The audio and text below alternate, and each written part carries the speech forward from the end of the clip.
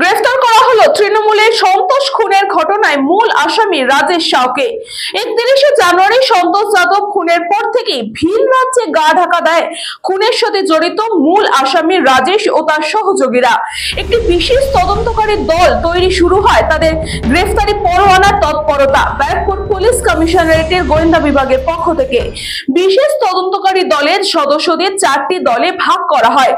2টি দলকে পাঠানো হয় ভিন রাজ্যে। তারা নিজেদের পুলিশি পরিচয় গোপন রেখেই বিহারের বিভিন্ন এলাকায় তারা তল্লাশি চালায় সেই আসামিদের খোঁজে। এরপর আসামিদের বালিয়া জেলার জুডিশিয়াল ম্যাজিস্ট্রেটের আদালতে তোলা হলে 4 দিনের ট্রানজিট রিমান্ড মঞ্জুর হয়। এরপর আজ তাদের ব্যারাকপুর আদালতে তোলা হলো।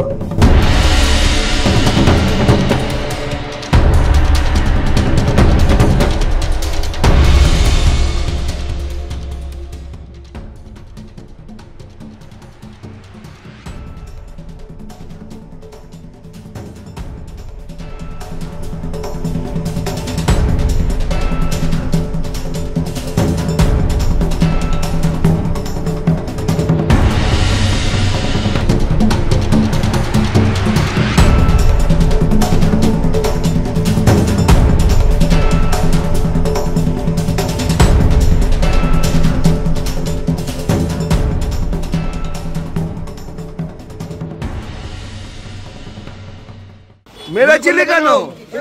মারলে কেন? কেন মেরেছিলে?